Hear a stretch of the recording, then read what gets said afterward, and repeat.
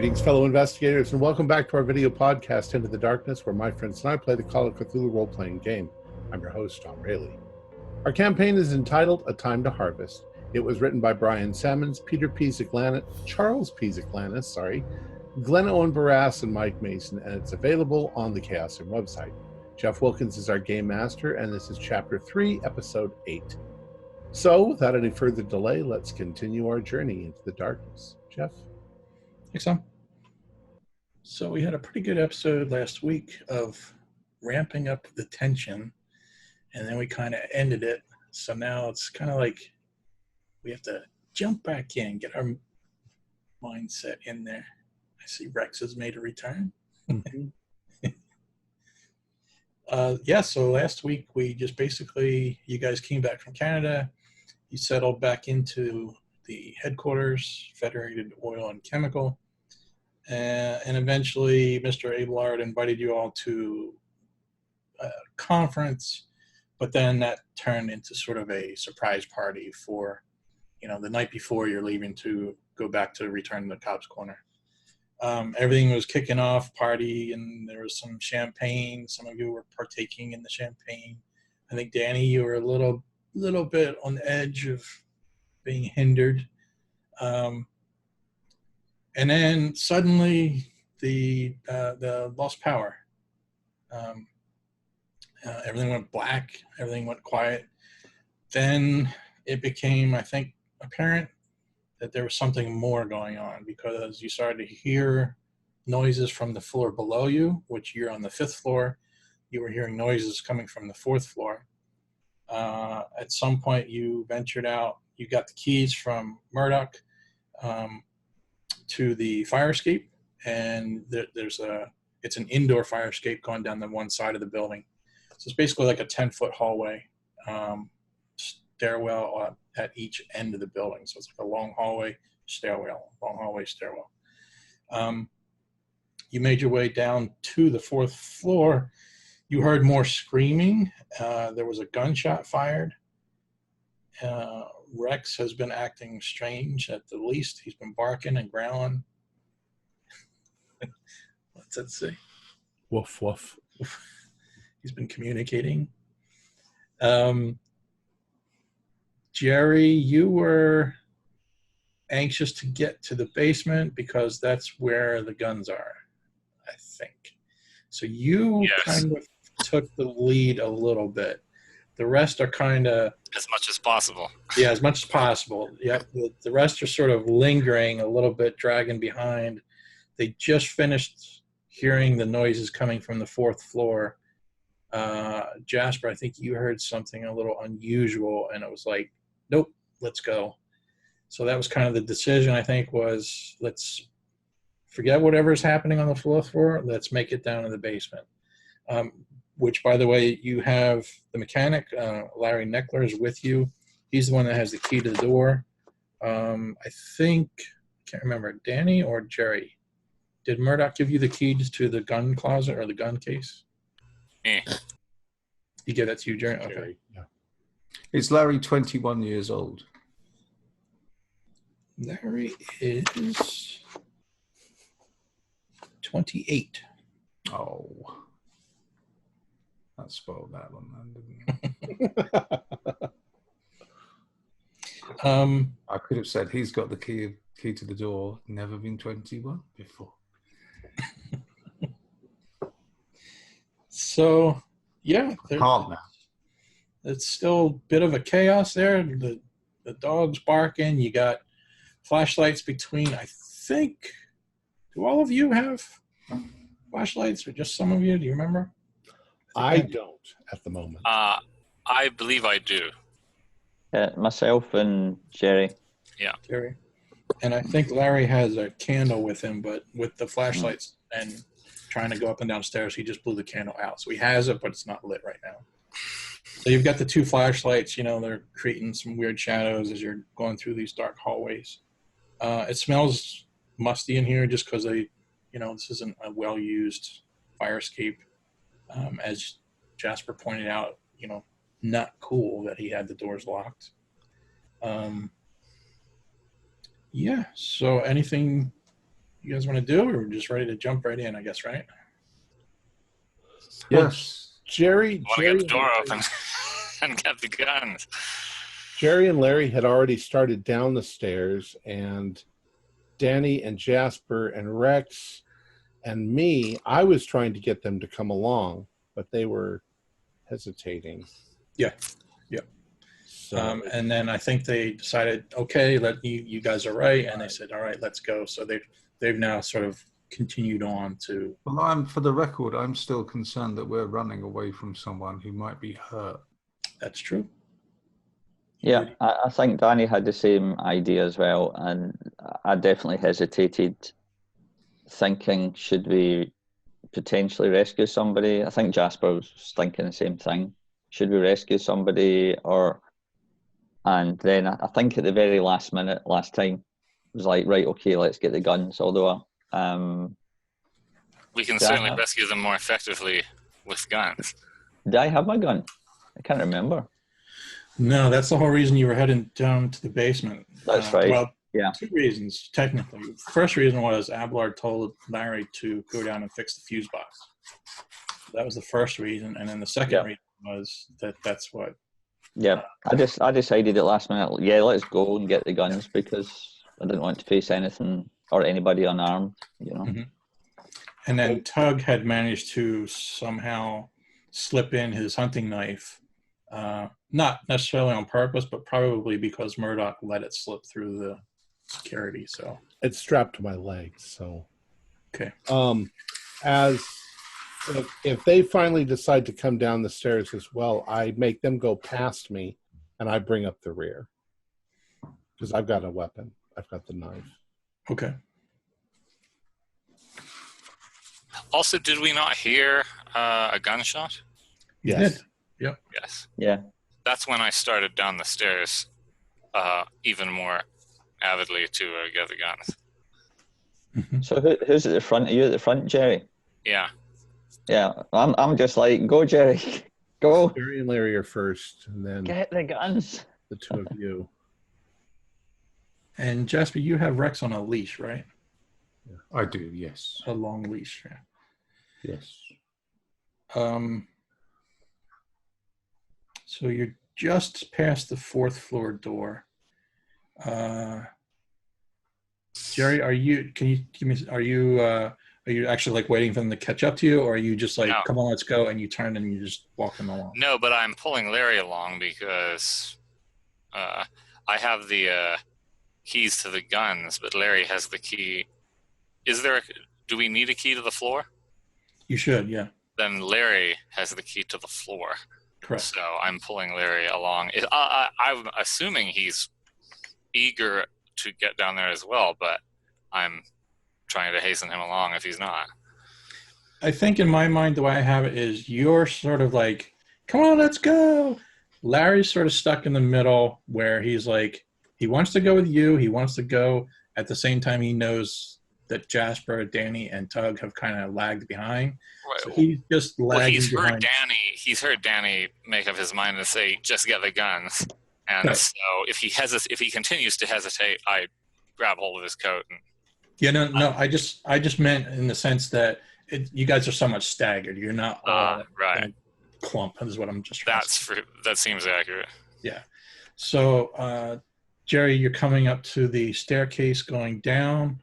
Larry's behind you a few steps, 10 feet, 20 feet, whatever. Danny, Jasper, and Tug, you're behind Larry.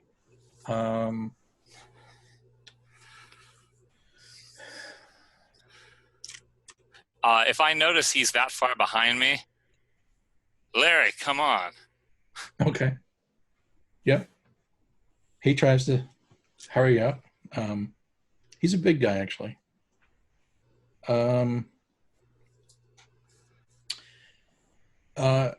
Jasper, Rex is acting strange. In what manner? Yeah, I'm trying to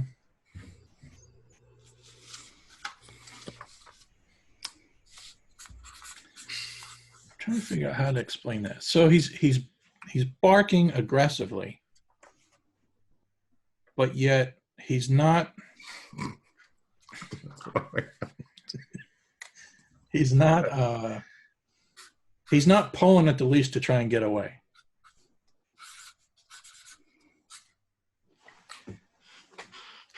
Okay. But he's still, I mean, is he being aggressive to what's in front of us or what's behind us? Yeah, he's sort of like, you just passed this 4th floor door where you heard screaming, and then you kind of like had to pull him along with you to come away from that door. And as you're now walking down the hallway to continue further down, he's focused now ahead of you, and he's still barking aggressively. Okay. I'm going to allow him to continue doing that. Because that could be beneficial if there's anything down there. Yeah. How much space? I mean, it depends really how odd he starts acting. Mm-hmm.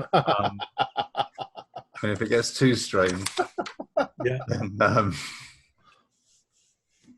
it's the gift that keeps giving. If he gets too strange, then I'll have to sort of rein him in a bit. But if he's just barking because he appears to perceive some sort of threat, then I haven't got a problem with that really. Okay.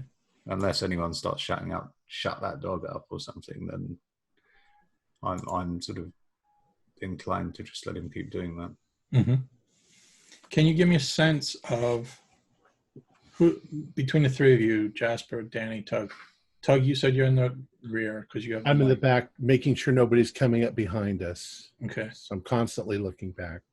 And Tug, just to remind you, you might remember already, but just to remind everybody else, you were like having not mental problems, but I mean you were like on edge. You were like freaked out just a minute ago with suspecting paranoia sinking in, and I'm all completely on instinct at this moment. Yep.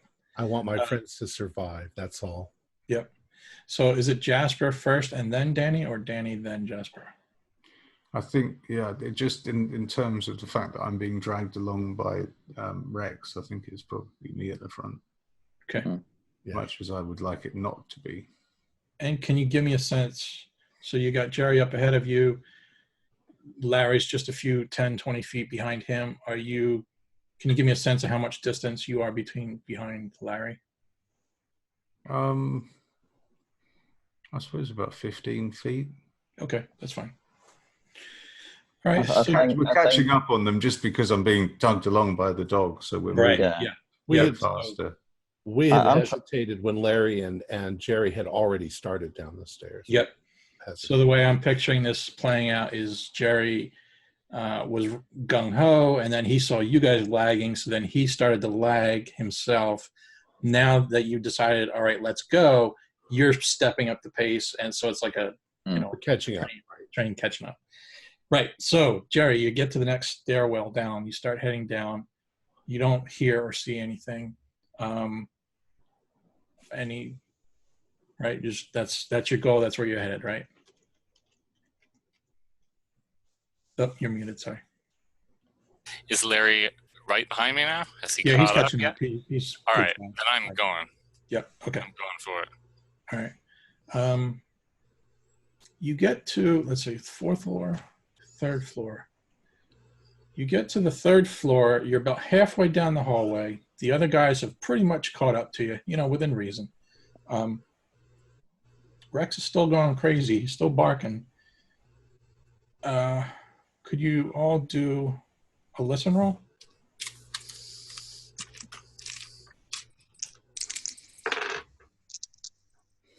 Oh, 95. All I can hear is the dog barking, I'm afraid. Yep. Nope. I got a hard pass. Okay. Yeah, I passed as well. Danny, okay. Jerry and Danny, you hear something from what sounds like the floor below you. So that would be the 2nd floor. Like directly down the stairwell below us, or? Yeah, like... on the floor, somewhere on the floor. It's hard to tell. You haven't gone down the stairs yet. Like, I'm picturing the stairs are ahead of you by about 20 feet. So it's not like you can even really see down the stairs. It's just you hear movement. How do we have to? Oh, that's right, because we have to go like this. Yeah, big Right. long Z. Yeah. And so it's hard to tell whether it's going to be at the stairs or just on the floor below. Right. What does it sound like? Just movement. Something's moving down there. Is it like Well- the shuffling of shoes or feet, or is it like more like noise and clatter? Can we differentiate if it's, you know, like obvious, like the running of feet or something, or just general noise? I'm just going to say general noise. Shuffling, maybe. Creaky floorboard, maybe. Well, whatever it is, getting to the stairs before it does and then to the floor below it seems essential rather than being prevented from taking the stairs by it getting to the stairs first. So I'm not going to pause too much to contemplate what kind of creaking and clattering it might have been. In fact, I'm going a lot faster. And Danny's if feeling the it's same. not obvious that Larry picks up the pace, I'm going to tell him to hurry up. Okay. I think I'm saying to Jasper, just let the dog go and we'll follow the dog. Because, you know, obviously we're running, but, you know, let the dog loose and we'll follow the dog, because the dog will go straight to whatever it is, you know, whoever it is. We'll follow its heels.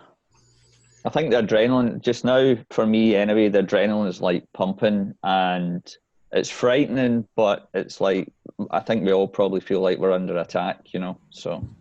Yep. Jasper, do you want to react to that? Are you letting... I'm going to sort of compromise. Sorry, not compromise. I mean, when I'm saying that to you, Jasper, I'm out of breath, you know. I'm like, let the dog go, you know. I'm just I'm not going to let him go completely, but I'm going to let him go right to the end of the lead. Okay. So he's now got a good sort of coming on for 6 or 7 feet. Yep. Distance from me, and I'm hanging on to the end. So he's really. So now He's probably quite past unable Larry. to stop him at this point. Now he's dragging me along. So. Well, no, that's just it. That's part of what I meant by he's acting a little weird. He's not pulling you along. You've He's not given pulling. him slack now. He's not pulling you.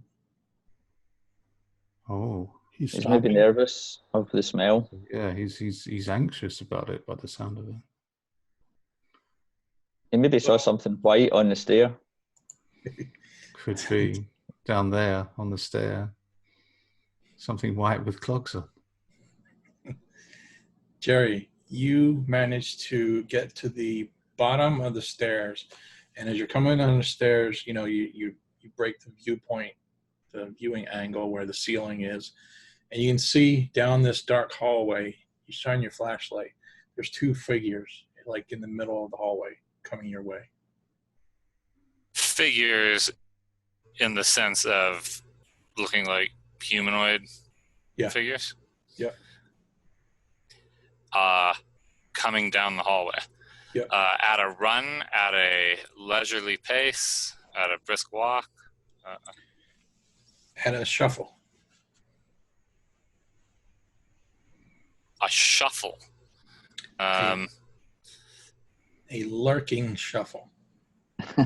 So okay. Lumbering shuffle. It's a geriatric floor. Yeah. Well, then, considering I already have some momentum, which I assume I do because I'm running, I'm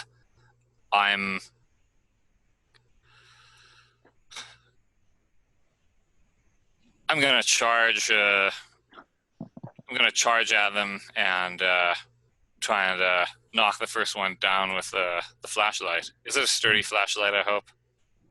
Yeah, you know, 1930s flashlights, are they really that sturdy? I don't think I've ever seen a 1930s flashlight. They're going to be big, heavy things. I figured they might be. It might be rather bulky. Yeah. All I can remember are Good club. 1970s flashlights. And they were hunks of junk, you know. Yeah. They held batteries, and the light bulb never sat in there quite right, and it kept flickering. You got to bang it. So this should be pretty hefty. I would These think. would probably be the kind you So, hold in your hand. Yeah. You've got the big battery on the bottom of it and the flashlight on the Oh yes, yeah. Like the sort they use these days on trainmen's lamps. So they're a couple of pounds. Yeah, so this could conceivably do some damage. So I'm gonna try and brain the first one. All right, let's see how. Oh, by the way, I should have asked though. Is the hallway wide enough that they're two abreast, or are they staggered, or are they single file? Yep. Okay, let's see if I can explain this. So you're coming down the steps. You kind of pick up the pace. You're at your running speed. You see these two figures. You're trying to bring your flashlight in contact to see what it is you're running towards. Right. The guys are behind you. They're coming down the stairs too. So just as this is all playing out, you guys are sort of seeing this. Jerry's taking full on tilt charge at these things. Your light catches them. They are lumped over, hunkered over, meaning that if they were to stand upright, stand up straight, they'd probably be about 7 feet tall. But at the moment, they're probably like 5 feet tall because they're kind of hunched over. Very dark-skinned scales, big amphibious-looking face to the thing, big googly eyes. Oh boy. Their hands are webbed. They have sharp claws on them. So this is obvious to me now that I've charged them. Yeah, this is as you're running, all these details are coming in at you. So we're probably not quite seeing this yet as Jerry's running in, or are we catching the timing is all, yeah.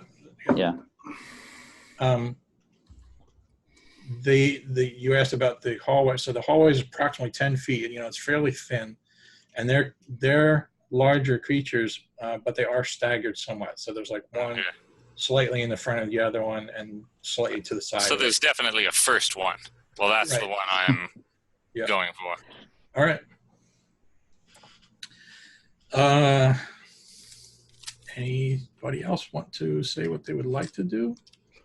I may be the last person to see them, but if Cherry starts yelling, I'm going to assume something's up. I'd like to go back to Colorado. Yeah.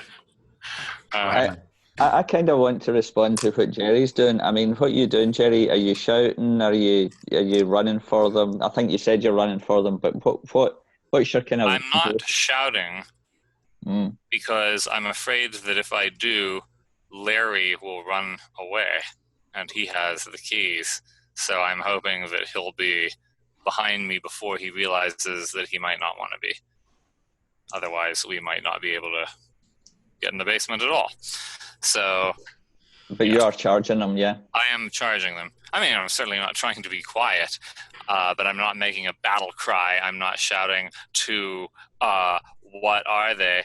I'm just attacking the okay, well, one. I'm guessing we would see Jerry kind of go for it, right, in front of us, and the lamp flashing as he's moving, and so I'm trying to hold my torch so I can see what's going on. But if I see him bolting, for something or somebody, I just do the same. I think I probably do let out a bit of a cry because I'm just on edge. It's, go, and just start running. Yeah. What's happening? I don't know. Luckily, I brought my fillet knife. Do I hear Tug say what's happening? Yeah, I think I yell it. Yeah. I say, we have to get past them. Who? Remember, I'm in the back. I haven't seen anything yet. By that point, I've probably hit it with the flashlight, but if I have time to get 2 more words out, I'll probably just say, you'll see. Okay. So what's your secrets during this time? Jasper, what are you up to? Because you're in front of me a little bit. Well, I'm kind of slowing down because the fact that Rex isn't pulling towards something, the fact that Rex is behaving apprehensively is now sort of deflating my desire to go there, because I think I'm running away from something bad at this point. And now Rex is intimating that I might be running towards something bad as well. So in my mind now I'm thinking, we're surrounded. This isn't a good thing. Do I want to rush in, or do I want to find out what's going on beforehand? Well, I'm a fool, so I'll rush in. Dithering. That's the word I was groping for. I'm dithering. I'll maybe pass Jasper and just follow Jerry's lead, I think, and just try and push through whatever if it is an obstacle, if they're trying to stop us. Yep. And Tug, anything in particular? You're just sort of like confused. Well, if I actually see the things, I'm going to immediately assume that these monsters are the Miko. And I'm just going to say, it's the Miko! I'm going to yell it, and I'm going to try to get ahead so I can stab at them. Okay.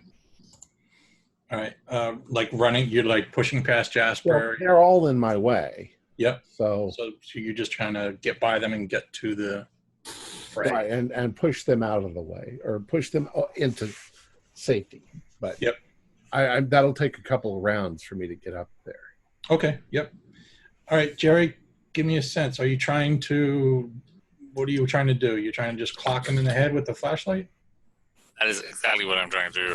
I mean, originally, when I thought it might be people, the goal was just to knock it out or knock him down. Now that I know what it is, my intention is to destroy it if possible. I mean, I understand that I need presumably the most force I'm capable of to completely squash its brain in, because it's a monster, right? Okay. You know what? I'm trying to remember. Last episode, I'm pretty sure you grabbed a bottle of champagne. An empty bottle. Oh, that's right, because I wanted to have a weapon. Wow, I appreciate you remembering. I will give you the opportunity. Do you want to switch that up from the flashlight to the bottle of... that is your only light source, pretty much. Yeah, exactly.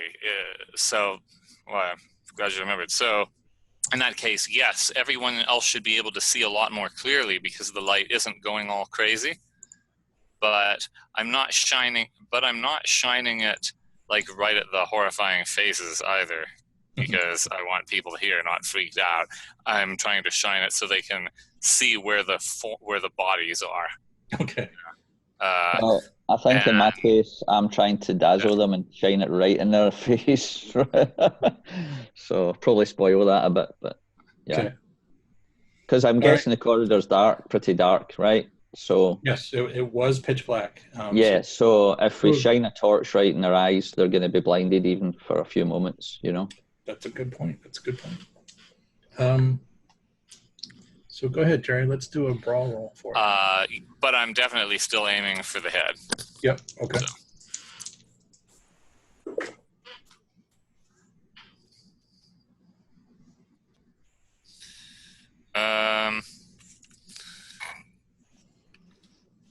I'm just deciding if it's worth spending the.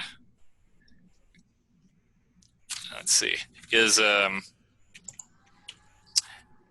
Is it possible to push something in combat, or does that have to be a situation of some kind of extended roll that you could do something else about or try harder or something? Push combat, but if you fail, the consequences are much worse. Can you? Fact, I believe Jeff can actually tell you what the consequences will be before you make the push. Mm-hmm. Can you spend luck after you have pushed, or not? I don't think you can do both. Okay. What do you think, Jeff? Well, I would tend to agree with that. Maybe not both. I never used to allow luck for combat, but now I do. So I'm going to go ahead and spend the luck then, which means that I succeed. Okay. Is there a limit on how much luck you can spend at once? No, I used to limit that too, but now it's just, you use it now and you might you might wish you hadn't. Right. But later on, so it's always a gamble. Although I am curious, how much luck are you spending? I am spending 17 points. Ooh, okay. That's a lot. The most you can get back per session is 10. I have 28 left.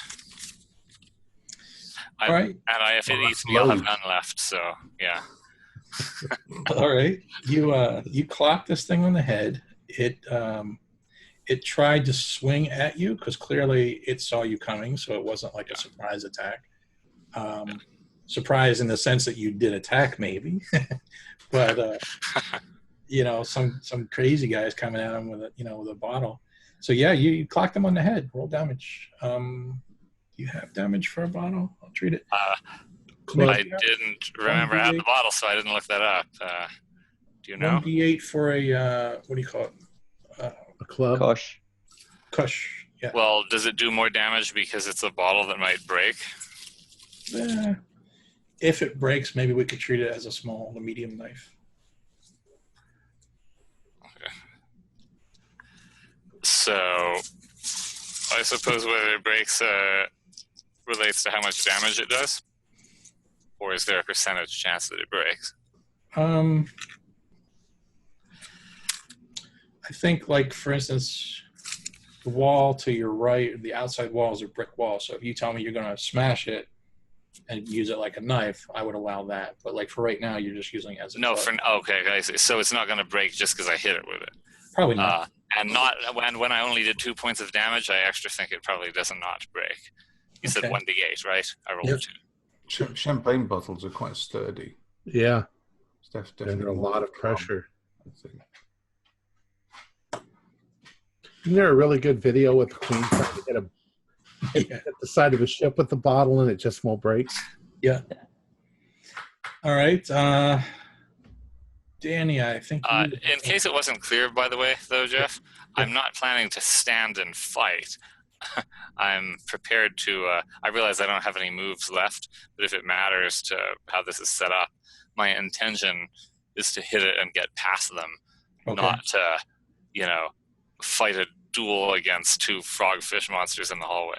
Yeah, okay. Well, you might be forced to do that. But think about that for your next round. I realize that now.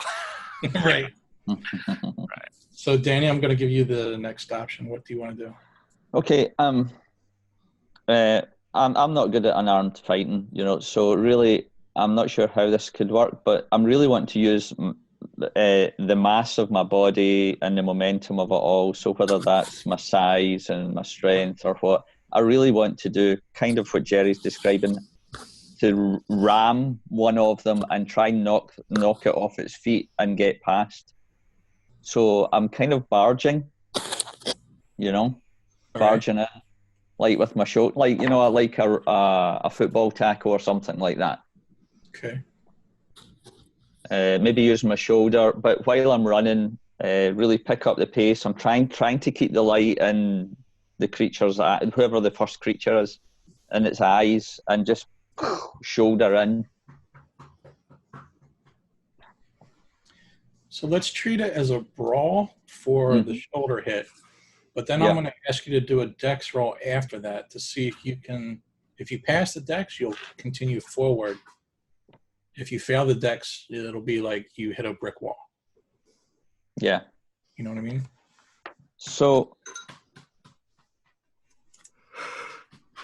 Or if you get max damage. I've got, my unarmed's like 25.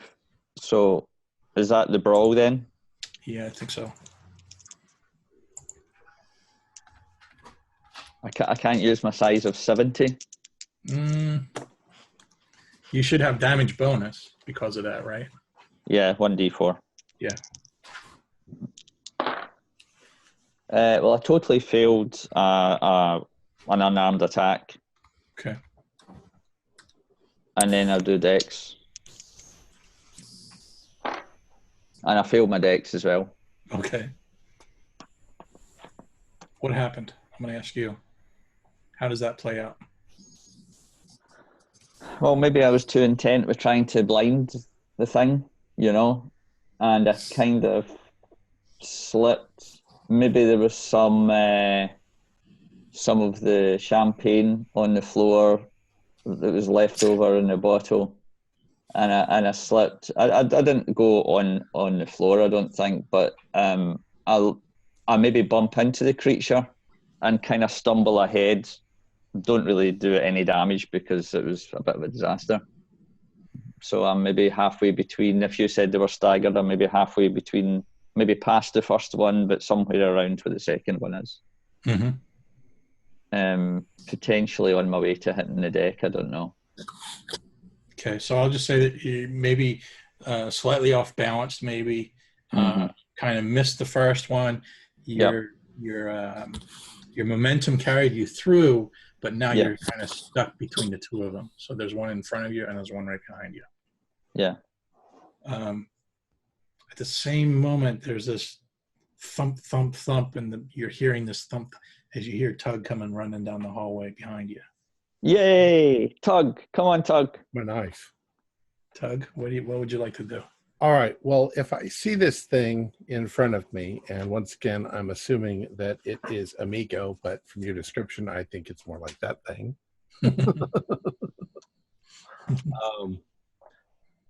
I can see its face, and I'm going to take the knife and just jam it right up into the things like right here. Okay. If I can. All right, sure. That's definitely brawl. And I got a 76, which is not a pass. Okay. Just remembered. Outnumbered. Just down to flop back around. One bonus die. Let's rewind. Actually, go back to Danny too. Sorry. Danny just took bonus.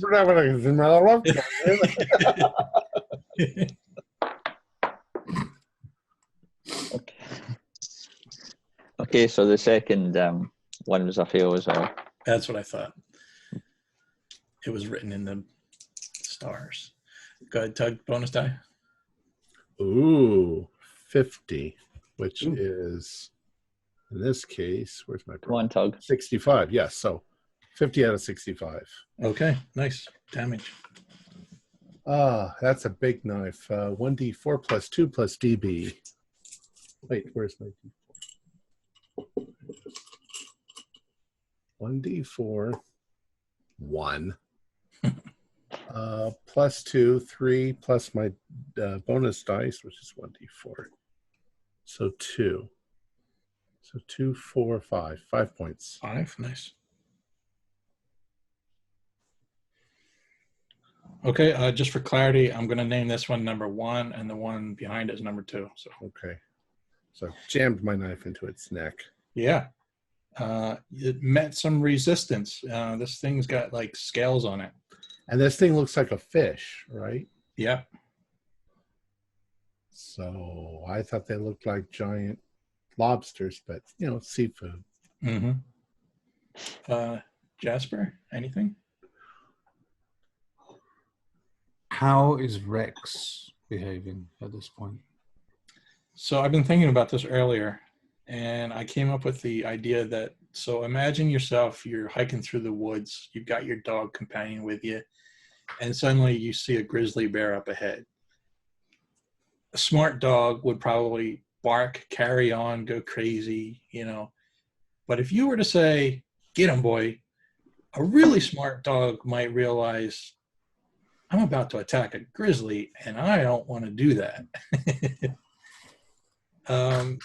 But I'd be happy to be talked out of that line of thinking if you... No, I've no intention of, can I actually see these things now? Yep, I think at this point everybody sees everything, what's happening, and it's clear. Do we need a sanity roll for that? Yep, we will do that, yep. Actually, you know what, that's a great point. Now that you guys have rushed in, let's go ahead and do a sanity roll for that. 02. You passed, all right. Yeah, really passed. I have failed by 2 points. I am Jack the Giant King. This is going to be, see, I hate Also failed to find. it's going to be a 0 for pass or a 1d6 for fail. Easily passed. If this turns out to be some of Abelard's guys in costumes and the whole thing's passed, I can see why they didn't want me to have a knife. Yeah, you just stabbed him. I've lost 2 points of sanity, but I mean, thanks to like previous parts of previous scenarios and things and therapy and stuff, I've actually got more sanity than I had when I started the game. Cool. So you know, I'm jarred, but I think I'm dealing with it. And what happened to Larry? Yeah, he's sort of, let's do a sanity roll for him. Let's see if he reacts. 37 is a...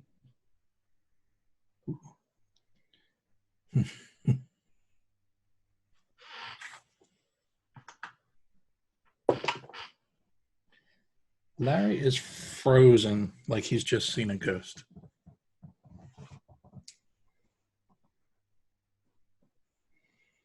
All right. So Jasper, would you like to react now? I think my immediate reaction is that I'm just going to pull the leash in and get the dog near me, partly for his protection and partly for mine, particularly psychologically. Okay. I want that dog right next to me. Are you moving forward at all, or are you just standing around? Attempting to see if there's a way around them. Yeah, it's not easy. They're staggered, and now you've got Danny right in the middle of them. You got Jerry to the side of the first one, and Tug's right in front of the first one. So it's really kind of like bottleneck there.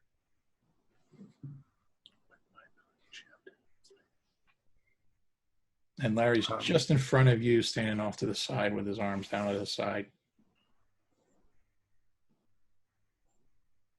Okay, well, I've got the dog on the left side of me, just to make that clear. Okay. Would my kosh would have been taken away by security when I came in, wouldn't it? Yeah, I think so. Okay, right. Right. I've got a dog and a right hook. I don't think that's going to do very much, so I'm hanging back. Okay. All right, let's come back. A terrified dog and a tight right. Okay. Let's come back around to Jerry then. Jerry?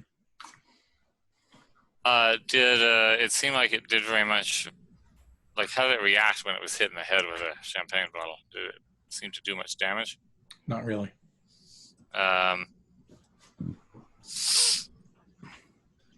Do I think I can just get past the other one? Well, let's see. 1,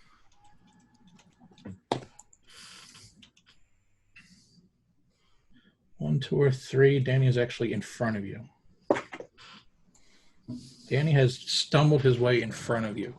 So he's sort of bottlenecked it up again where it's got the creature, Danny, then you, and then you're kind of standing next to creature number 1. So in other words, to answer your question, it's not going to be easy to get past both Danny and the creature. What's the minimum number of rounds that it takes to chant that spell?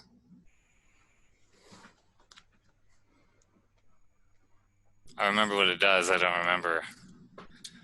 Casting time is instant. Instant, even. So apparently all the correspondences of the meanings and so on were rather more elaborate than necessary. Apparently just spouting some barbarous sounding vowels that I know what they mean will do just fine. So it can be used for any skill, right? Recipient gains +1 points to skill or hit points. Well, that was a typo. Right. I forget. Yeah, it was supposed to be a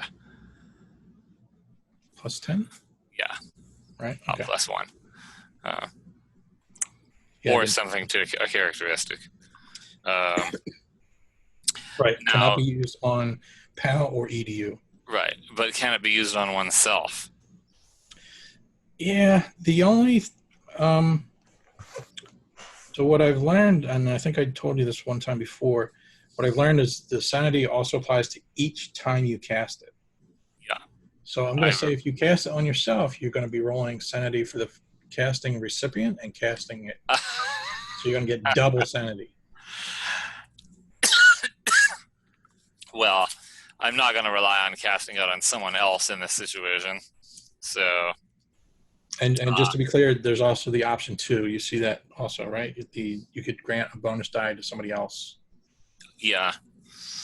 And I might, but at the moment, now can I also attack since I can't get past them anyway, can I attack in the same round? Sure. All right. So I think what everyone else would hear would be this incoherent howl of mangled vowels originating from Jerry, who then looks more focusedly combative and hits the same one again in the head. Okay. All right. So you're casting it on yourself then? yes. Okay. So do I want me to deal with the sanity first or the attack first? Let's just, for the sake of argument, let's do the sanity first, because that could have Right, of course, that could. implications. Right. Yeah, and I realize you may describe me experiencing something that I don't expect to experience. The intention, by the way, is to raise my brawl. Right. Okay. All right. I passed the sanity check. Oh, sorry. It's not an actual. You're not rolling to pass. It's actually just you just take the sanity damage. Okay, but I don't have to also make a sanity check? Well, that's good. For the second one, for the target. Right. Yeah. Okay. Oh, I see. So it's just 1d10 sanity damage? Is that right? So for the casting, you do 1d6. Okay. And I won't be mean. I'll say you passed your first one, so that's just going to be a 1 point for the pass. Right. So you could potentially take 7 here. Right. But I take 6. 6. That's still not great. No, but I don't have enough luck to have to spend it every time I try to hit it in the head either. I have more. How about this? I have 4. I'm 4 times saner than I am lucky right now. So I realize that may change. So do I experience anything when I take the sanity or when I cast it? Tom, do you have your cards? My sanity cards, no, but I've got my chart up on the wall. Can you just give me a refresher, like what some of the options are again? Like there's flee. If he rolls a 1d8, 1 is faint, 2 is flee, 3 is hysteria, which has 4 options: laughter, weeping, screaming, or infection. 4 is amnesia, where he forgets for the last 1 to 6 hours. Then there's 5 is psychosomatic. He has blindness, deafness, speech, no lack of speech, no pain, no grip, his legs go numb or he loses his balance. 6 is paranoia. He trusts no one. 7 is hallucinations, which can be a phobia or mania, significant real person, significant fictional person, or monsters. And then 8 is the red mist, violence. And it's attack his surroundings, attack an object, attack the nearest foe, and attack the nearest friend. Get all that? Yeah. All right. Cool. Let's do this because there's another important step here that I just remembered. You need to pass your intelligence roll. Oh, to cast it You properly. need to fail it. No, just for the What? sanity, for that D6 sanity. For that much, you need to do a test on that to see Okay. if you are comprehending it. Wait, hold on. So there was no sanity check, but there was instead this intelligence roll? Or... Yes. The Okay. intelligence roll So I believe that's what I was dimly recalling when I tried to roll the sanity check. So since that sanity check was otherwise a useless roll. it wasn't. There was 2 sanity checks. Oh, okay. So I made the sanity check. You made that one. I gave that one to you. Right. That's the 1 point. I see. The other one, the 6 points, Right. or technically the 5 plus the 1, that's going to trigger your intelligence check. And so this is what I'm making right now. Right. So roll that, and this time you're looking to Tom, help me out. And can luck be used on this? Can luck be used on sanity? No, on the intelligence check, which he's... Oh, you wanted me to fail. I wanted to fail, though, right? You want to Yeah, fail. I failed by 2 points. Good. I failed by 2 points. Okay, So good. then it's just a Right. damage. So it's all a moot point anyway. So you don't Right. take any sanity loss for that second. What was it? I see. 5 points. So you'll take the 1. You won't take the 5. Okay.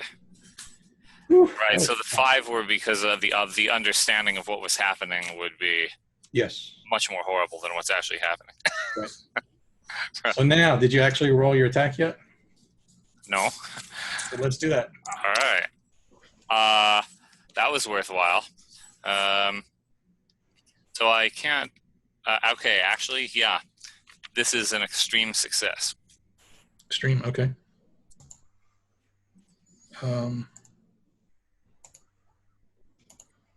Extreme is just max damage. Yeah, max damage plus max damage bonus. I don't think you have damage bonus though, do you? No. You're not big enough. No. So what do we say? D8, right? So he takes 8. Does that look like it hurt him? Oh yeah. So with Tug's stab and your clunk to the head, the thing crumples to the floor. Danny, what would you like to do? I think I'm attempting to just barge past it. I think there's too much momentum in the way that I kind of messed up, you know? Okay. So I'm going to kind of try and barge past the other one or just avoid it and get past it. All right. So let's do... So if you're not looking to damage it, I would give you a... more of a dodge, to be honest, you know, because what's the point? You know, I've already lost my footing. And Okay, yeah, so let's do that then. So we'll roll it as a dodge roll then. Because he's going to swing at you then, obviously. And that was a hard success. Ooh, and he failed. So you like do a quick little dodge underneath his clawing, swiping arm, and spin around. So you're behind him. Yeah, I kind of imagine my feet are all over the place and I'm just scrambling, you know. Mm-hmm. Okay. Tug? The one in front of you just got crumpled from Jerry. Right. Before all that happened, I was just imagining that I was grabbing a hold of it with my knife jammed in it. So if it's crumpled to the ground, I'm going to look up at the other one and lunge at it with my knife. Okay. All right. So... Well, with all these props, I feel like I should have brought a champagne bottle. 29 out of 65, which is a hard. Ooh, 24 is a regular for me. Okay, I think we're both going to connect. Okay. So go ahead. What's your damage?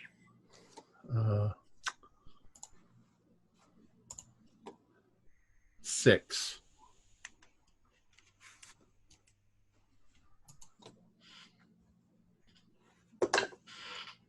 But it's going to connect too. I'm surprised it hasn't swiped at me with its giant Yep, no, I did. So, it tried to swipe at Danny, so no, it doesn't get an attack. So, Die, fish creature. yeah. That was my plan all along, Tug. Yep. Jasper, any change in? Well, I'm going to Swoop in for the kill. I'm going to do something I never thought I would ever have call to do. I am going to attempt to cast a spell. Ooh. Okay. Okay. And I will hold the dog tightly next to me, and I will focus in on the nearest of these creatures. And I will say the magic words. Izzy wizzy, let's get busy.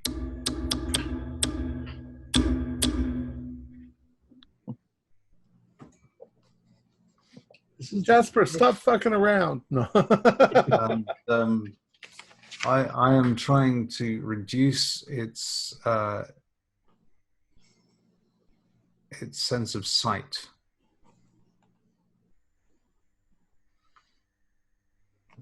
Okay. Bear with me here. This is a little bit complicated. Okay. Hopefully I didn't jump in between you and it. This is the first time you're casting this, correct? This is, in fact, the first time I have cast a spell in any game we've ever played. Wow. So, Mick, what is it actually like? He can't tell you. Oh, I see. It's his private information. I'm gonna ask you for a power roll. I'm gonna ask you for. Oh. I got 35, which is a pass. Did you say I need to make another one as well? Yep. If that one passed, then you're gonna have to make a second. Okay. And that was an 8, which is also a pass. Wow. That sounds like an extreme, right? 8 would be yes. Does that mean I lose even more magic points? No, that means you did everything the way you're supposed to. So you're going to suffer A lot. 1d6 sanity plus 1. Plus 1. Oh, I just rolled a 6. Oh. Oh shit.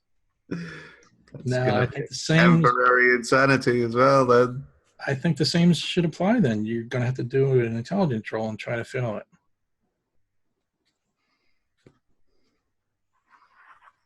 Okay. 93. Oh. Mwah. Ah, you cursed dice. Man, that could not have gone better for you. You thought you were so clever, didn't you, cursed dice? The dog looks so sympathetic. How much do I lose in terms of magic points for casting that as well? 1d3 plus 1, if I'm understanding it correctly. Okay. That would be 3 magic points lost. And then I'll ask you to explain what happens. Does it completely knock out that sense, or does it just reduce it? I think in this case it would completely knock it out. Okay, in that case, I have intoned the barbarous intonation, and the creature appears to have gone blind. Yes. It lets out. It's doing that. It lets out an awful howl as it starts to scramble and scratch at its face, like something just happened. It's going to come back around, I think, to Jerry then at this point.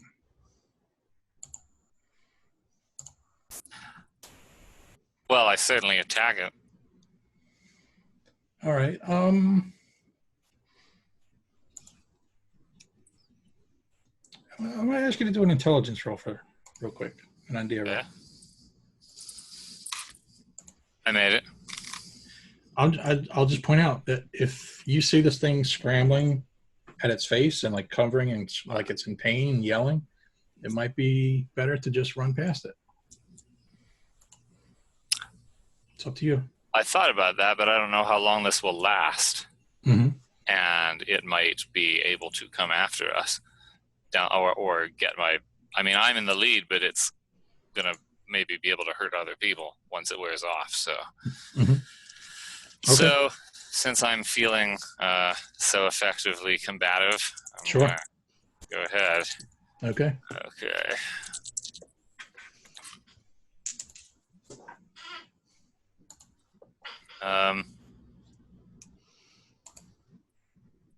No, I miss. Okay.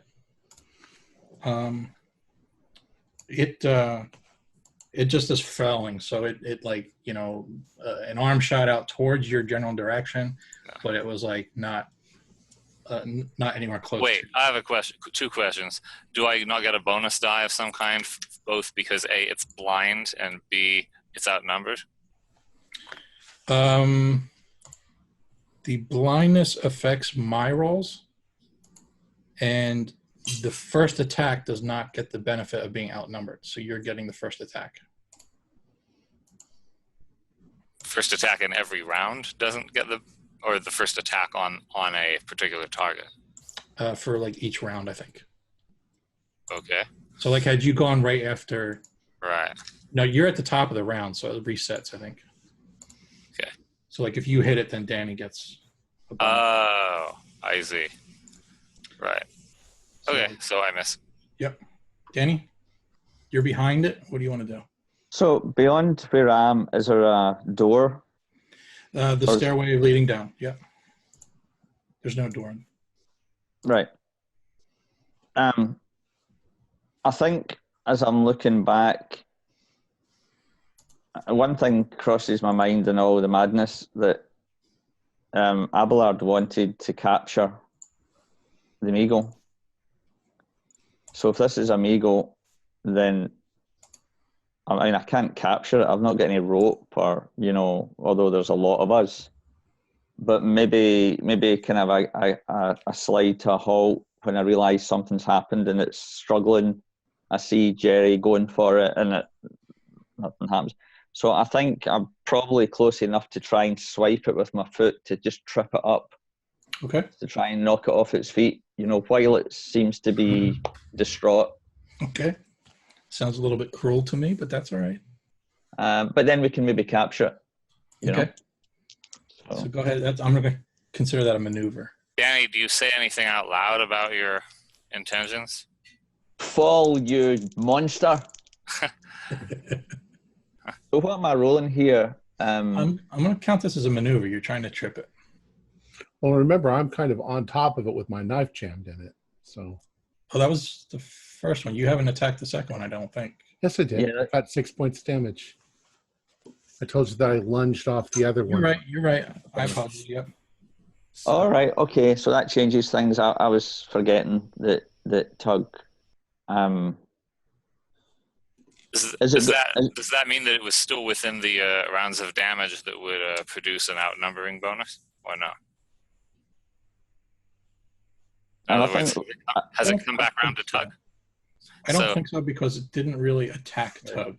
So. Would it be dangerous? Would it look dangerous for me to try and do that while Tug's fighting it, or No. am I a bit? No. No dangers. Just whether or not you want to make the rolls. That's all. Okay. All right. I'll give it a go. It's a pass. All right. So I'm just going to say you managed to get your feet in there and trip this thing up, and it kind of like falls to its knees. And then Tug, it'll be up to you whether or not you want to. I'm going to use all my strength to, grab a hold of it if I've got it by the head or whatever, and just jam my knife in again. Okay. So no Mr. Nice Guy for Tug. It's trying to kill us. 34. So 34 is not quite half. Okay, regular. Pass. Okay, so roll damage. Every time I roll a 1, so 1 plus 4 plus 1. I'm sorry, 1 plus 4 points this time. 4. I've done less damage every time. Probably because I'm bending my knife. Mm-hmm.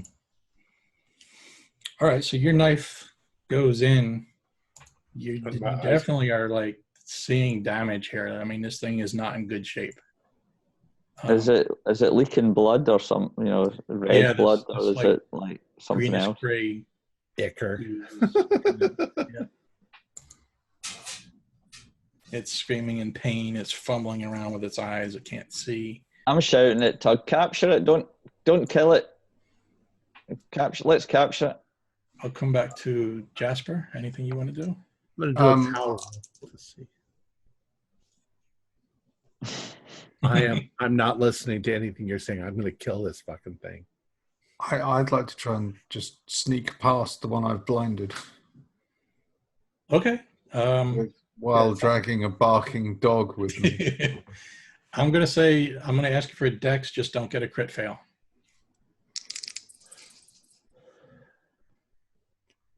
Seven. I'll say that counts for rank. Another extreme. Nice. Well done. I've picked up the dog. Nimbly just go. Getting some good dice rolls tonight. Come back around to you, Jerry. A bit bad in a minute.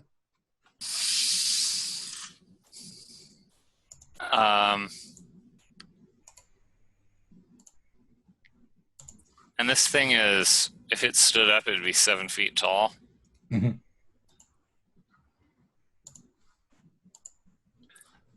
Well,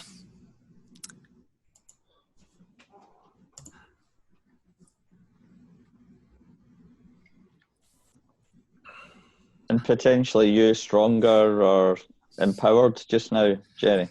Yeah. But it's on its knees right now. Mm-hmm. With my knife in its throat or chest or whatever.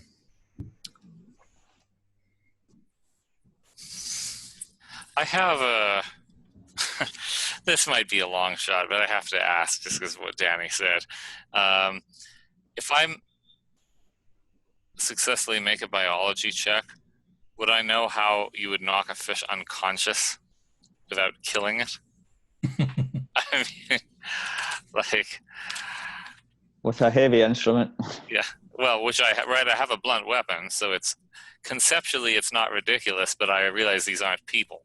So apparently just like hitting in the head isn't just going to knock it out. If they look so much like fish, maybe biology would give me some idea, or maybe that's pointless.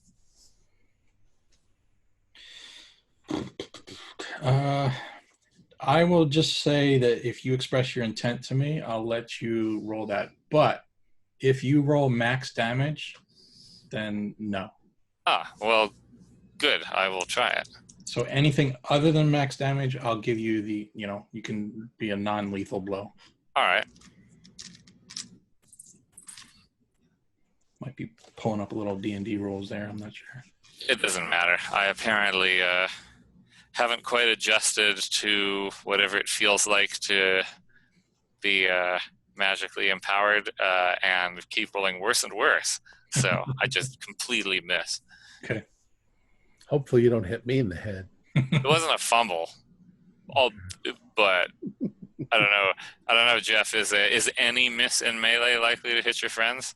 Or does it have to be a fumble? Okay. No, I just whiffed, probably because I didn't realize it was going to go down on its knees, maybe. Yep. Danny? I don't know. The thing's taken out. tanking, you know, it's taking it to. I think I'm just making a power roll and shouting at Tug, stop, Tug, capture it. I think he already rolled, so he's ignoring you. Yeah, but I've got power as well. Gonna try to roll. Okay. I rolled 95 too, so again. I failed. All right, Tug, what are you gonna do? I'm just gonna keep jamming the knife into it. The words of Mortal Kombat enter your head. Finish him. It's because it's got all turning these into a prison fight now, isn't it? I'm just holding on to it, just going like this. So fatality. However, that time I miss. I got okay. 4. All right. You guys are just gonna drag this out then. Glancing over its scaly hide. Come on. All right, let's do this then. Who wants to kill it? Tug, right? Yeah, I'm not thinking straight. So I just want to stop it from living.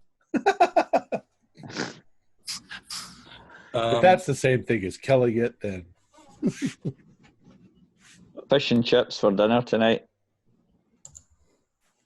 I'm not going to stop unless it manages to injure me and throw me away from it. I'm not going to stop. All right, let's just bring it down to you and me then. Nope, he fails. He swung at you. Go ahead and attack. 24. Yeah, that's a hard. Hard, regular damage. Yeah. Oh. 4 and 3, 7, 8, 9. 9 points of damage that time. That's enough. So I've got the fish. Danny, you see the rage in his eyes that in your pleas did not register at all. It's a little bit frightening. Yep. I'm thinking this could be trouble if Tug can't keep control. And if you want me to do a sanity roll, I just rolled a 9. I'm completely sane. That's the most disturbing thing about it, Tug. Yes, right. All right, let's come back to whoever. Does anybody want to see if they could snap Larry out of it? Yes, that was my next thought. So okay. Hit him with the bottle. I'll take care of Larry. Poor Larry. He was such a nice guy. Just take his fucking keys. Come on, Larry. It's all right. It's safe now. Let's go. What does that require, Jeff? A power roll or what? He might run. Take his keys. I'm about to. If I can, but I don't. Is he holding his keys? Are they in an obvious place? Yeah, I think he probably had them in his hand the whole time. Okay. Well, I'll just take. If he lets me, I'll just take his keys. All right. He's phased. He's like, what? Huh? So you're like, come on, Larry, and he follows you. Right. He gives you you take the keys out of his hand. And he doesn't. So he's just following along behind you. Good. So I resume my former haste and go down the stairs. Okay. I smile at Larry and I say, I thought you people were used to this sort of stuff. What sort of stuff is this sort of stuff? Killing monsters. What the hell are those things? No one said anything about, like, fishmen things. They're Miko. They change their shape all the time. They can just turn into anything they want. Oh, hell. What you said a mist net's going to be if they can turn into fish. A fish net. Well, I guess. The scaling, you just get a descaling knife. All right. I think I'm curious. I want to see. Jasper, can you do an intelligence roll? Oh, just 64 out of 70.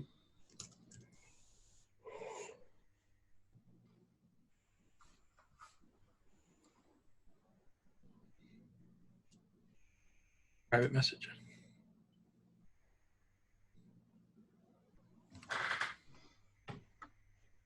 Do you know that? You personally? Me personally, as a player, Yeah.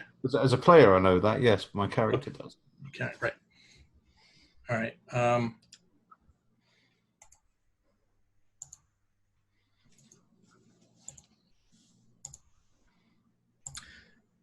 Okay, we'll come back to it. All right. Continuing on, running down to the basement. Jerry, you're in the lead. You have the keys. You get to the door.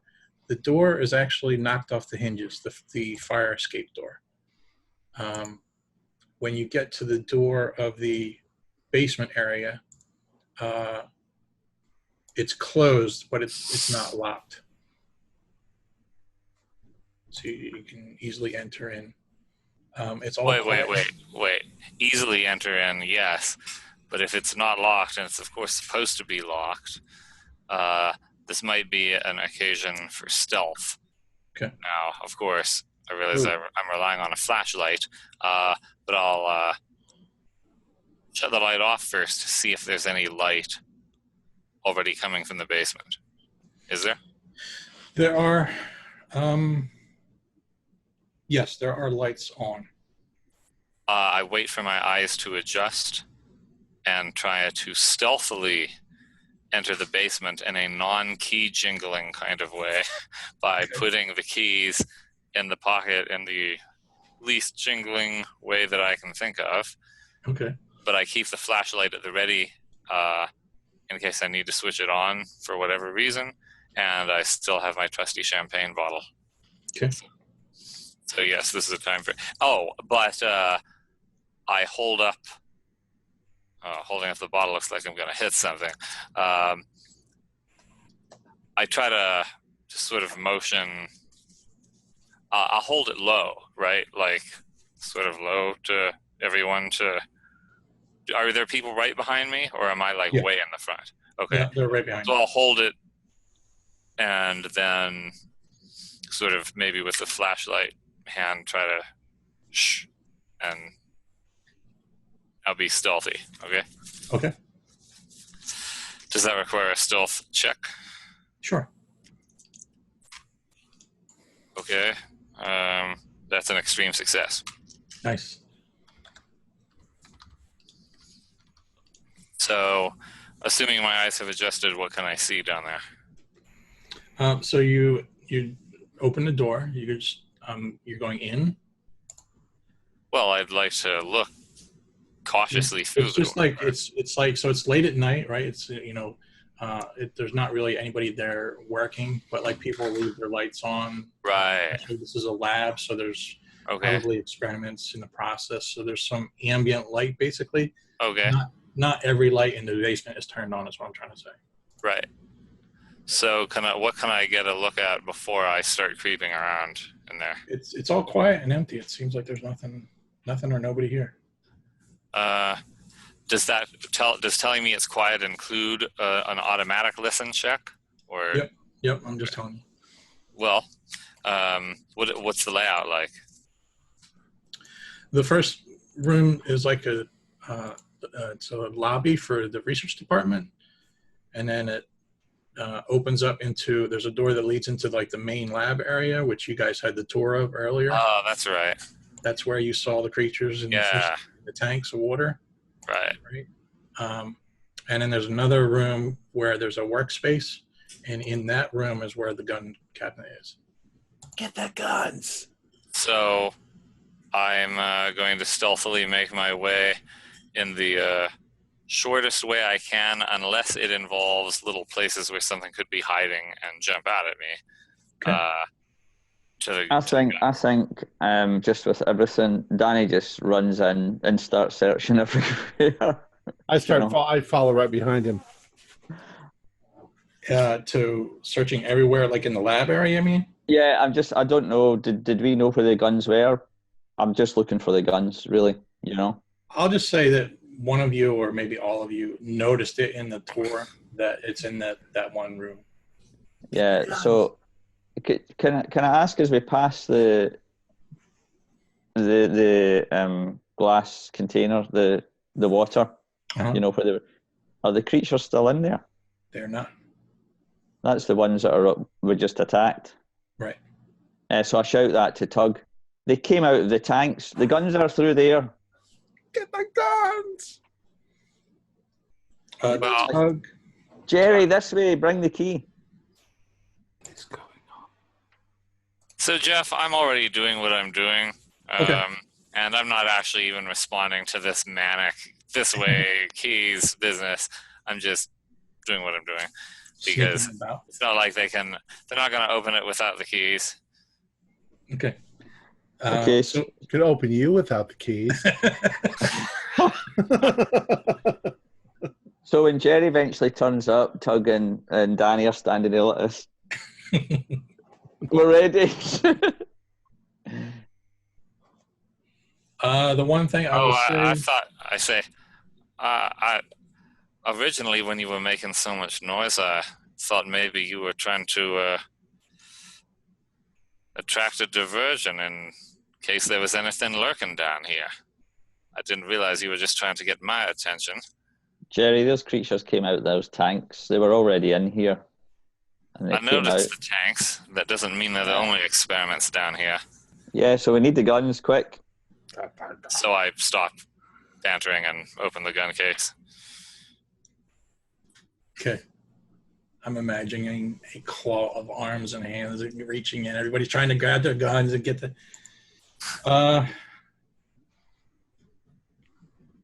Is by chance my lightning gun in the cabinet? Ooh. Or are they playing with that somewhere, experimenting with it? They're probably experimenting on that. Yeah. I think I'm just gonna grab a pistol or a revolver. Okay.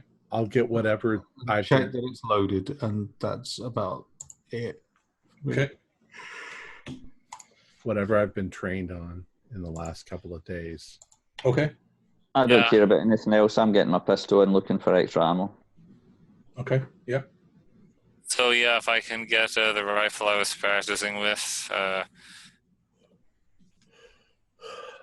But I'm keeping the knife. No, I was practicing with handguns actually, but I'd want a rifle, so I try to get the best rifle I can, Mhm. and whatever ammo I can fit in the pockets of the jacket. Okay.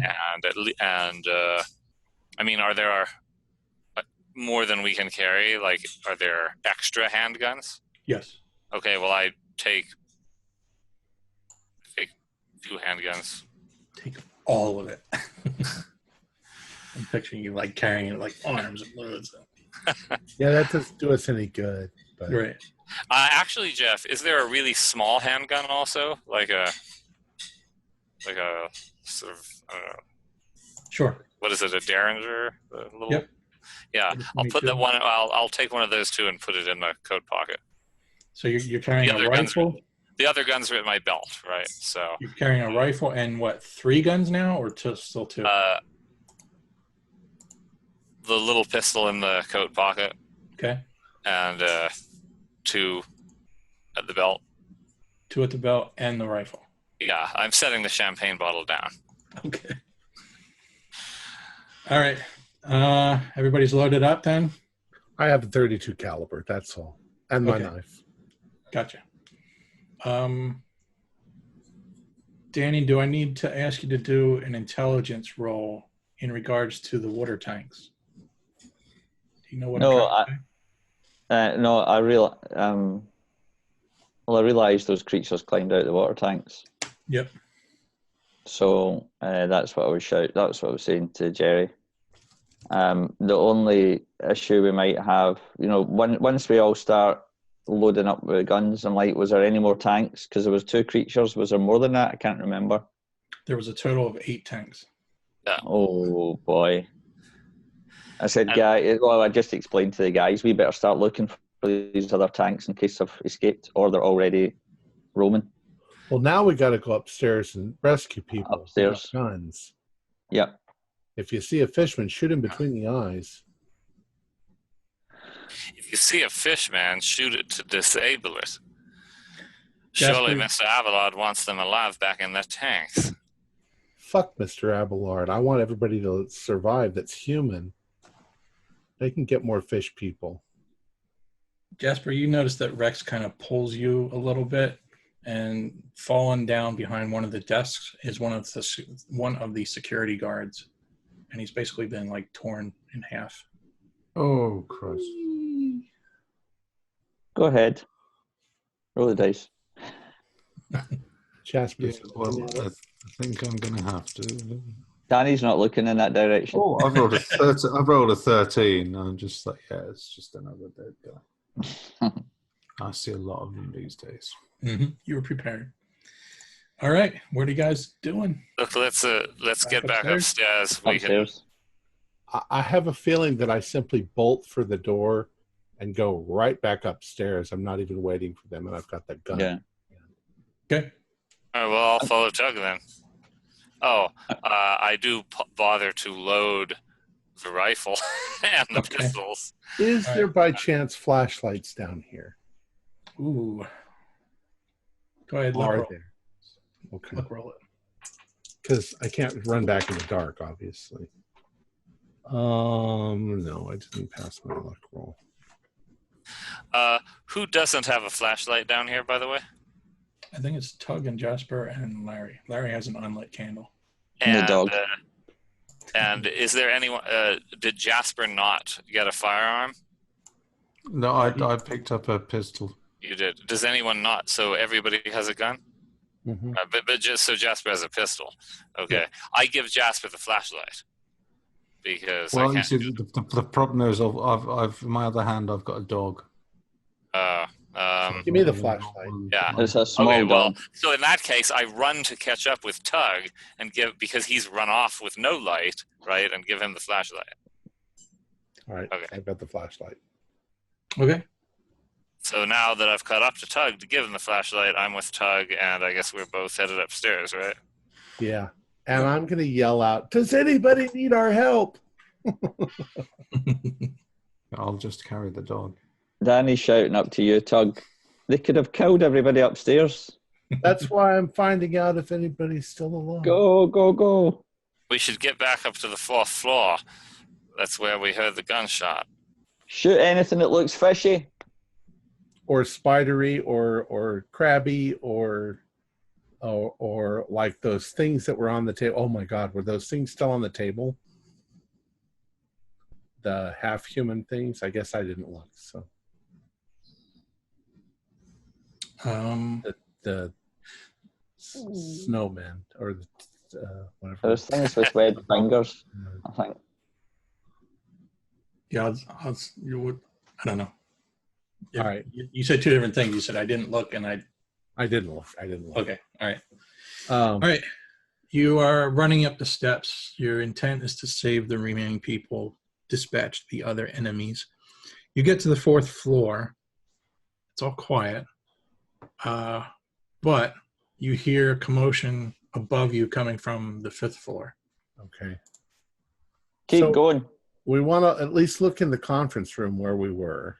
Is that on the 4th floor or the 5th floor? That was on the 5th. Okay. 4th been floor attacked. was basically where staff was. Okay. So we head up then to the 5th floor. They're after Abelard. Okay.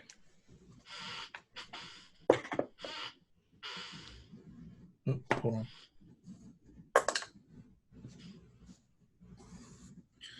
Okay. You get to the steps, to the 5th floor. You go up those steps. You're now on the 5th floor, and you can see 2 of those creatures in front of you. And they're smashing at the door to get in. I am going to just walk up to the closest one, put the gun to its head, and pull the trigger. Okay. All right. It might react still if they're not blind. Of course. Yeah. They've got large eyes. And their eyes are on their sides, so they can see me. All right. They're large, unblinking eyes. If it turns at me, I'm pointing it straight at the head. So Okay. Let's see if it knows. Are you going to stealth it at all? Or you're just no. yeah. Let's see if he notices. Stealth. Jeff, Yeah, he sees you coming. if Tug is not trying to stealth, then I'm going to try to shoot the other one as quick as I can before Tug is in range, such that if I missed, I'd hit Tug. I think I'm between you and it. We're in a hallway, aren't we? Mm-hmm. Yeah, but I mean, the sooner I shoot, the better my chances are of not hitting you. So, Sorry, you said you're shooting at the other one? So there's two. Tug's going after number the one. other one. You're going after number yeah, two? I'm not going to shoot the one that Tug's going after because, Okay. first of all, it's redundant. Second of all, the chance of hitting Tug is probably higher. Okay. So, Tug, go ahead, roll. 35, which is not quite half. Okay. Damage? It's a 32 caliber. So let's see, 32 caliber. It's an odd size. 1d8. Did you grab your cush again, Jasper? No, I've just got the gun. I did 7 points of damage. Okay. You did it nicely. Jerry, you said you were going to shoot at number two. Go ahead.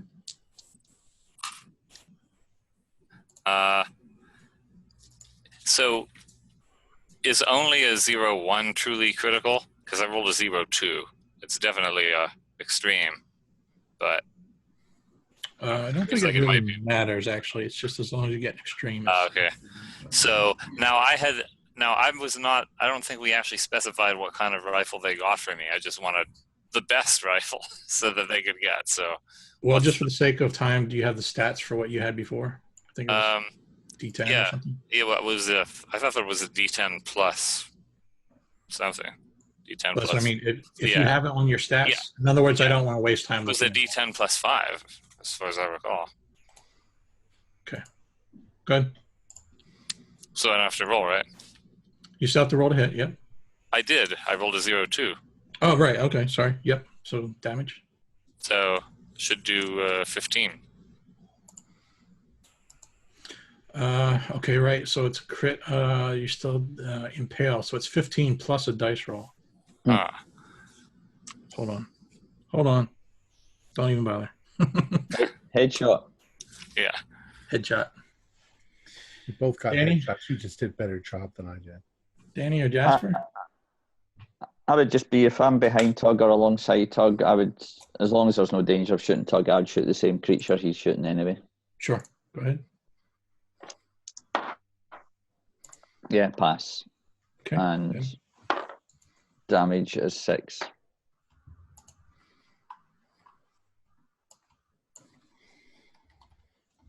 It drops to the floor. Is it moving? Yes. It's like a wheezing breath out of the holes in its chest.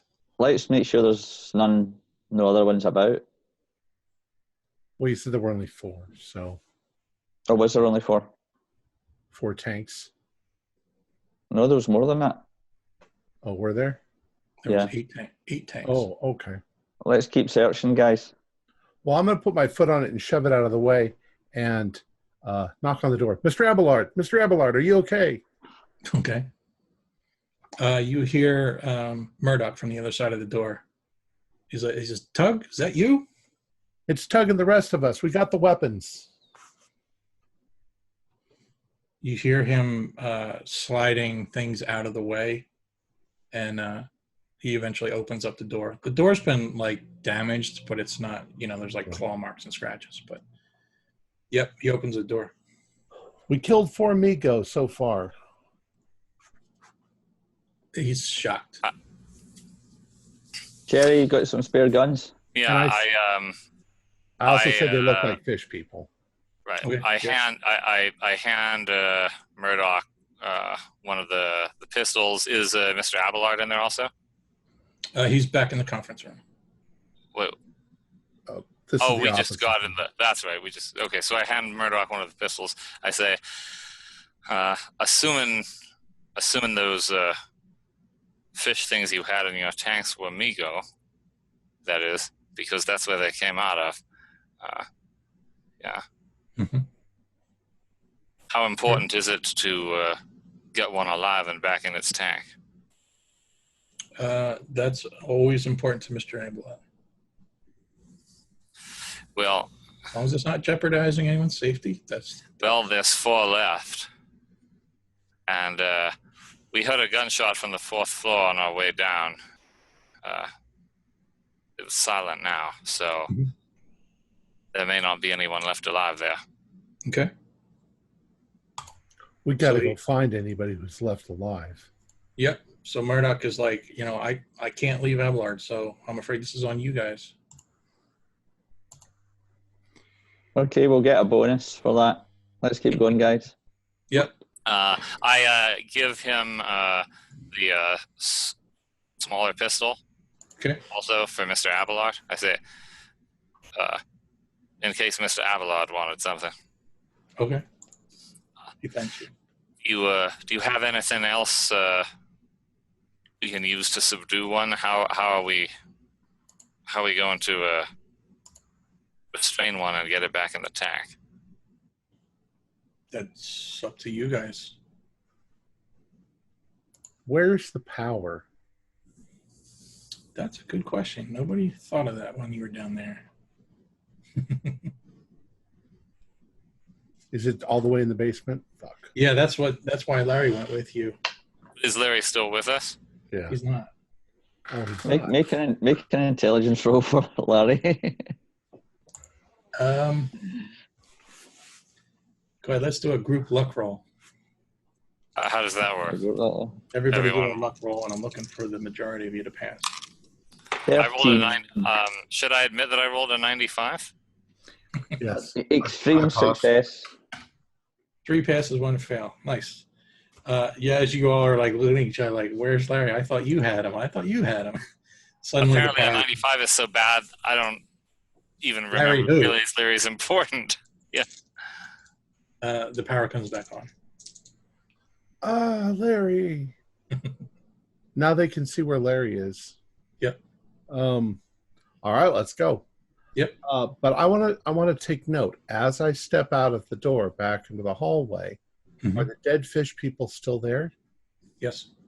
I thought they dissolved, and I say that to people as I walk out. I thought that these things were supposed to dissolve. Then maybe take a while, Tug. Come on, let's go. Tug, I don't think these amigo. Don't know, but they stink like fish. Let's keep going. Well, I'm not even going to ask. I'm just going to go. Okay. How are we going to get one of these restrained? Shoot it and knock it out. Shoot it in the leg. Sounds Shoot good. Shoot it in the face and ask questions later. All right. Let's see if we can get as many alive as we can. Yeah, like you said, let's start with aiming for the legs. Okay. Maybe we can all. Maybe I can come up. Maybe I can brain them while they're disabled. No, I think getting out of this is going to be more dangerous than the mission. Mission will be a piece of cake. You currently have 2 options now that the power's back on. Do you want to go back in the stairwell, or do you want to take the elevator? Oh, I don't like the elevator. I don't think taking the elevator would even occur to Jerry. That seems like such a terrible idea. I want to be able to see something coming. I don't want a door to go like that and suddenly there's. Well, Okay. shall we start with the 4th floor and work our way back down? Now, are there more floors up? There's the one more floor, which is Abelard's private suite. Well, we know that the things got up this far. We don't know Yeah, if but it got up We far. missed 4 though. We didn't check 4 because we came straight up. We also didn't check the floors themselves. Mhm. So we've got to, because those things could be anywhere on the 4 floors below. We need to do this floor. Once we've done this floor, are we doing 4? Yeah. And we go together and we watch behind us and ahead of us and we make sure that we Yeah. shoot anything that we're like commandos at this point. Yeah, Okay. absolutely. Yep. SEAL Team Okay. 6. Or maybe more like Charlie's Angels, one or the other. All right. Heading down to the 4th floor. Who's point? I think I am. Okay, that makes sense. Jerry number 2. Yeah. Danny number 3. Jasper number 4 with Rex. And I say to Jerry and Danny, if you say down, I'll hunker down and you can shoot right over my head. All right. Whatever's ahead of me. Okay.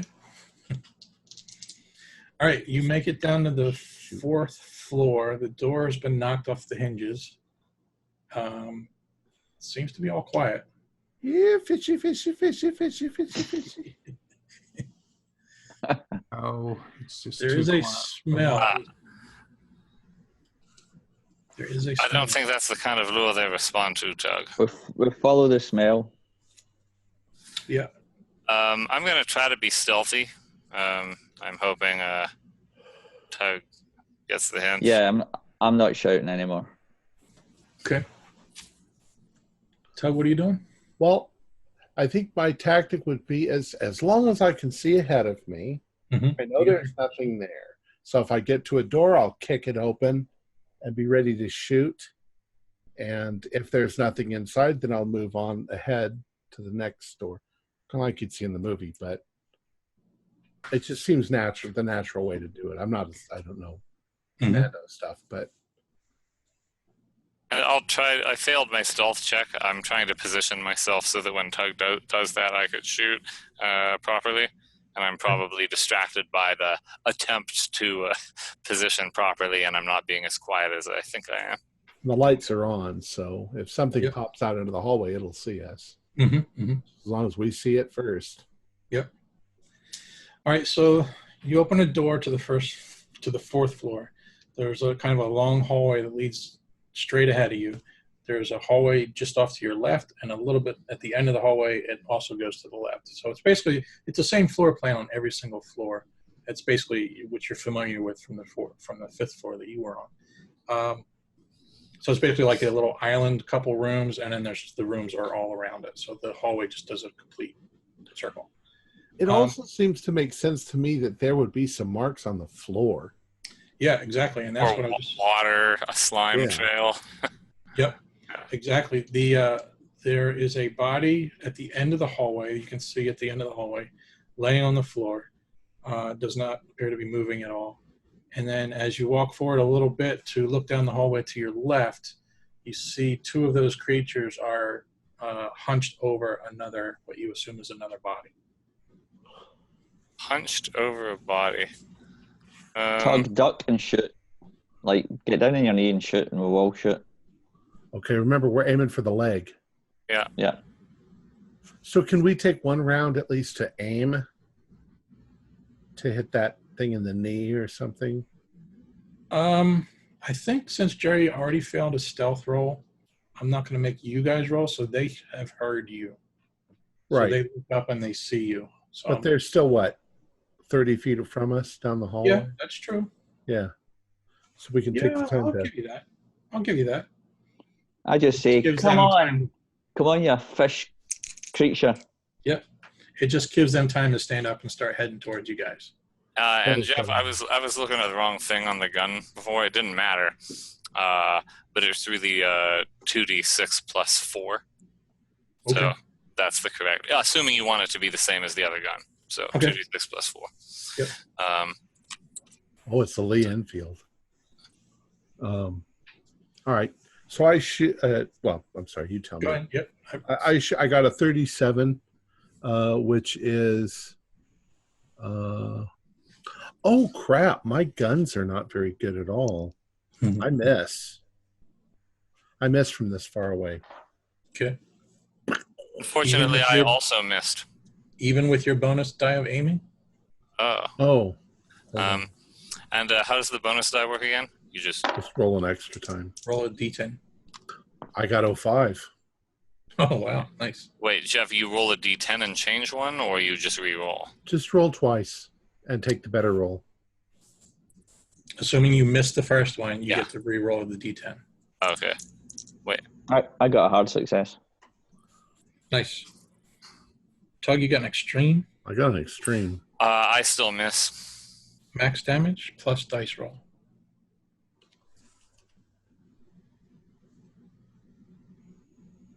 Even from this distance? Okay. Where is my thing? Oh, yeah, there it is. So 8 points plus 3 points, 11. That's to its knee. You blew its lower leg off. Danny? If it's okay, I'll shoot the other one, but if not, that's its other leg's gone probably, because I've just done 8 points of damage. I'll give it to you. Okay, Jasper? I'm more sort of nervously standing at the back with a pistol. Not really sure what to do at the moment, because I don't think I've still really got my head around the idea of these fish things. And I'm more concerned with sort of managing Rex at this point, because I think one of those would just tear him in half. Probably. Yeah. I'm having reservations. Okay. Let's come back around to Tug then. All right. So if one falls, Yeah, he fell to the ground. You blew his lower leg off. then I will. What's the other one doing? Is it's kind of? Is it Danny's severely hurt on, knocked him in the shoulder. okay? Well, then I'll shoot at its leg once again. You're shooting at the first one that you already. No, the whichever one I didn't damage. I Well, want the to one bring that- that one down. The one that you shot the lower on, it's laying on the floor in front of you, and Right. it's kind of like crawling toward you. Right? Okay. So it's moving slowly, but it's still coming at you. So I'm now going to try to shoot the leg on the other one. The one on the other one that Danny. Okay, So go that ahead. both of them are down on their hands and knees. Okay. And that is. I get the. Do I get the bamboo? No, I didn't aim this time. So no, I didn't get this one. I just shot. Okay, miss. All right, Danny, what are you doing? I'll stick with the one that I was already shooting, the second one. Yeah. Ooh, 0-1. Oh boy. And that would be, I can with that kind of shot, it's at for roll damage at 6 points. Can I blow its leg off? I'll leave this one up to you then. So that would clearly kill it, right? Yeah, I mean, I'm not trying to decimate it. I'm trying to stop it, and I'm happy for somebody else to batter the one that's crawling on the ground, to knock it out. Yep. So That's my plan. I'd rather destroy its leg and stop it, Okay. progress. Yep, that's fine. So I'll say you drop it to 1 hit point then. So it's enough that it's alive. So Jerry, come back to you then. You basically have the one that Danny just clearly disabled, and now you've got the other one that's still on the floor just crawling toward you. Severely wounded also. Well, I'm going to try to knock out the one that's crawling Okay. with the butt of the rifle. Okay, go ahead. Just a brawl then, I guess. I still have my bonus, right? I'll give you the bonus just for this. You're basically just walking up to a wounded creature. No, I mean the spell is still in effect also, right? As far as I can feel. Assuming I could ever feel anything. Yeah, I think so.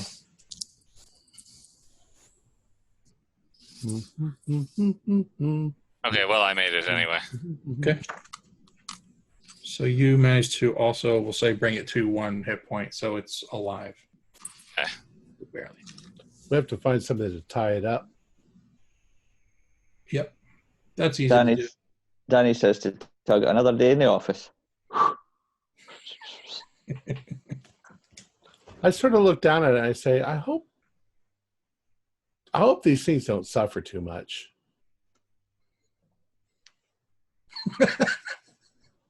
Sorry.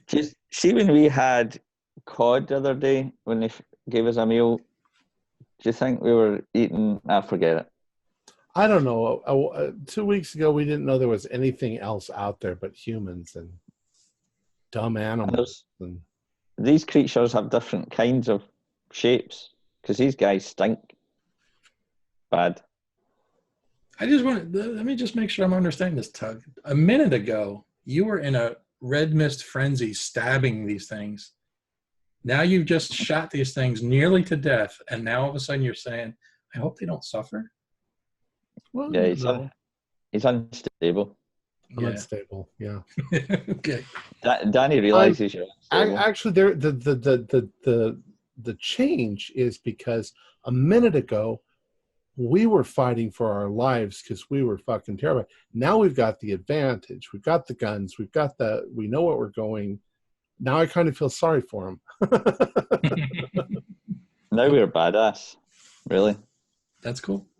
I just wanted to double And check. as far as I'm concerned, this one can stay and the rest of them can all go. But Right, hold on. How many have we got now? That was... There's 2 left somewhere. 2 left. There's still 2 kicking about. Oh my! Plus, there might be other things. So We'll have to go back and ask Murdoch about that. They could be intelligent for all we know.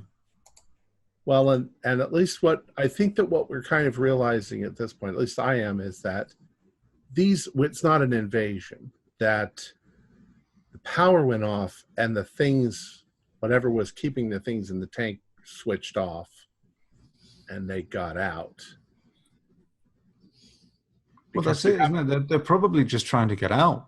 Yeah, we haven't seen anything in here that wasn't already in here. But I'm thinking that as I'm going along. So I'm just going to fast forward then. I'm going to say that you guys are aware of the other 2, and you do a thorough search of the building, and you cannot find them anywhere. Okay. So then we go back to Murdoch and Abelard. Okay. And we've tied up the fish guy. Okay. You have 2 of them estranged, but they're losing ichor or whatever. Yep. And Those at this veins. point, when you get back up to the 5th floor, eventually, there's the 2 outside in the hallway. The one that was still somewhat breathing, Dr. Matheson was. She's on top of the situation, and she's trying to like stem the bleeding, and so she's trying her best to rescue this creature at this point. What are they? Yeah, I thought they dissolved. Yeah, Dr. Matheson is she's busy, but she's like, that's a great observation that you made. I don't think these are Amigo like we originally thought. You thought these were Amigo as well? Yeah. Where'd they come from? Where did you get them? Yeah. These were, if you remember, they were from the Himalayas. These fish things were from the Himalayas. Mm-hmm. They were found in a cave. That's why we thought they were the Migo. It was in a cave-like network. And that's what we assumed they were Amigo, but clearly they're different. Whereas the one you interrogated was from the Andes? You're catching me off guard. I don't remember. I think you're right. No. I don't remember. I think the original accident happened in the Andes, but I think they were captured from the Himalayas. But I could be wrong. Well, you had something that called itself Amigo. No, Yes. The thing from the Migos, you said in the conversation that was in the Himalayas. Okay. Yeah. Right. Well, the thing that called itself Amigo looked nothing like these creatures then. I Right. don't know what it looked like. Yeah, technically you guys haven't really seen Well, them. I'm asking the doctor. Oh, right. Then she confirms that. And so you thought these were Amigo because they were in the same caves? Mm-hmm. Even though they look nothing like it. Obviously, I guess I can't roll psychology on somebody who's busy trying to save a bleeding creature. So, Well, I'll just I probably remind you don't bother, that, but this seems quite suspicious and strange. I'll just remind you that they were searching for the Migo. They found these creatures, so they assumed they were Migo. They were desiccated. They were mummified. So at the time, they looked really like nothing that they'd ever seen before. So they assumed they were Migo. So then they brought them back here to the labs to study them. The scientists thought it would be good to rehydrate them. And in so doing, they basically came back to life. Mm. Good grief. So it's clear That's that creepy. they're not misinforming us, but rather that there's some serious limitations on their competence between their critical thinking fails, their lack of a backup generator. They don't know what's going to happen. Yeah, they don't know any more than we do, really. Right. You all are on the cutting edge of science. I think it needs some sharpening. All right, so Occam's razor needs a new blade here, guys. I think everyone is somewhat shaken and shattered from this whole experience. So Abelard's just going to ask you guys, are you still ready to go tomorrow morning, or do you need a day to recuperate? I'm fine. Lock and load. Either way. Are All you right. okay? You Yeah, also I mean, not to be worried that you were suddenly invaded by monsters. yeah, no, I mean, I'm just, thinking out loud. Mr. Dorner's right. We still have so much to learn. This is just another wake-up call that we need to be prepared. We need to take this seriously, and that we need to be security needs to be beefed up. And he looks at Murdoch because he, remembering back to the fact that he let a knife get through his security. Yeah, thank God he did. You should be thanking him for not taking. Maybe I'm not giving up my weapons anymore. Well, aside from more secure and reliable power, maybe everyone should walk around armed. Well, there's a danger to that too, because if they had somehow gotten a hold of your weapons, that could have been a whole nother story too. So there's a certain level of, we're talking about the Migo that can steal bodies and swap bodies. So I don't think I'm ready to, but whatever, we can get into that later. All right. Discussion for another time. So with that, we'll fade to black and start the next session. Okay. Next week. Our players included Mick Swan, George C., Ken Trench, and myself with Chuck Wilkins as the Keeper of the Secrets. We're currently producing up to 5 shows a week, with music and sound effects added in post-production. In order to create a richer listener experience, we provide audio-only versions of our shows free for you to download from Podbean or iTunes. The costs involved with the show are provided almost entirely by our patrons. Without them, we wouldn't be able to do what we do. If you'd like to support our show, please visit our Patreon account. Just $1 or $2 a month helps us a lot. You can find a link in the description below. Like, share, and subscribe to our channel and punch that bell icon for updates on our latest shows. And leave us some comments. We enjoy reading them and answering any questions you might have. This is Tom Rayleigh, together with all the members of our gaming club, inviting you to journey with us once again into the darkness for another adventure into the universe of H.P. Lovecraft and the Call of Cthulhu role-playing game. Until next time, good luck and good gaming.